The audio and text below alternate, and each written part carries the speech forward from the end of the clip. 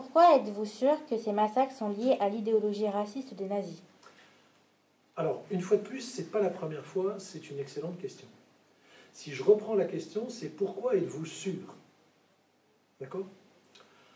Ça veut donc dire que tu me demandes, comme historien, d'apporter les preuves de ce qu'on est en train de dire, que ce sont des massacres inspirés par l'idéologie raciste des nazis.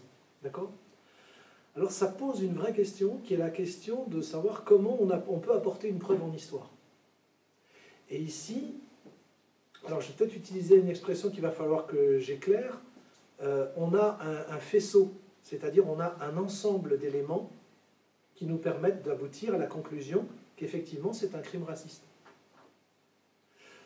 Pourquoi? Parce que ce n'est pas les nazis, ce n'est pas l'armée allemande qui a dit « nous faisons un crime raciste ».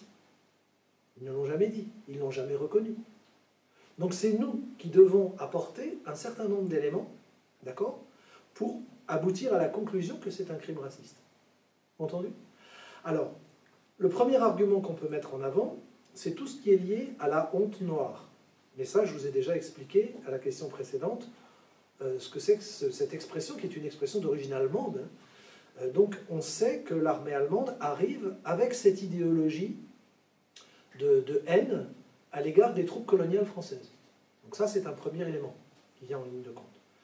Si je prends d'autres éléments plus concrets, eh bien, ce sont d'autres massacres qui ont été commis entre mai et juin 1940 sur l'ensemble du territoire français. Et qui sont des massacres qui ont été attestés, pour lesquels on a des témoignages très précis, pour lesquels parfois on a des photographies, qui montrent que lorsque l'armée allemande avance sur le territoire français, eh bien, elle s'en prend spécifiquement aux troupes coloniales qui sont mises à l'écart et qui sont massacrées. Donc c'est un deuxième élément. On peut raisonner donc par analogie en disant il s'est passé la même chose à Rouen. D'accord?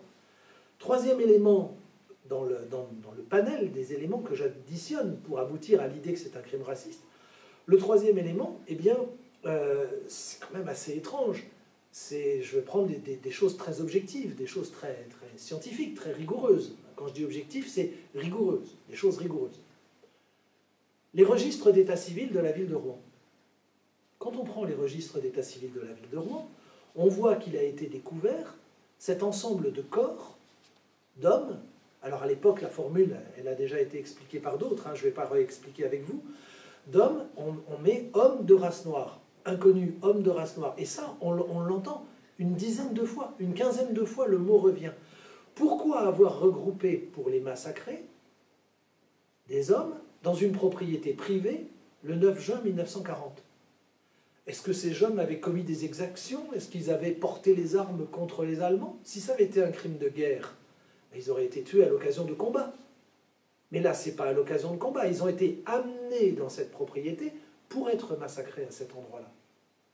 Et c'est quand même étrange. Tous ceux qui sont massacrés dans cette propriété, c'est indiqué sur les registres d'état civil, ce sont des hommes d'origine africaine ou antillaise. Donc, voilà encore un argument qui va dans l'idée d'un crime raciste. Et à cela, je rajoute quelque chose, qui est une particularité pour la ville de Rouen. C'est très particulier pour la ville de Rouen. C'est le fait qu'à ces soldats qui ont été massacrés le 9 juin 1940, s'ajoute un groupe important de civils. Des civils qui ont été pris, qui ont été raflés dans la ville et qui ont été choisis pour leur couleur de peau. Et non, donc ce n'étaient pas des soldats, donc des gens dont on pouvait craindre qu'ils se battent avec l'armée allemande. C'était des civils qui ont été raflés en ville. Et ils ont été choisis pour leur couleur de peau. On a donc bien, encore là, alors, un argument de plus pour dire qu'il s'agit d'un crime raciste.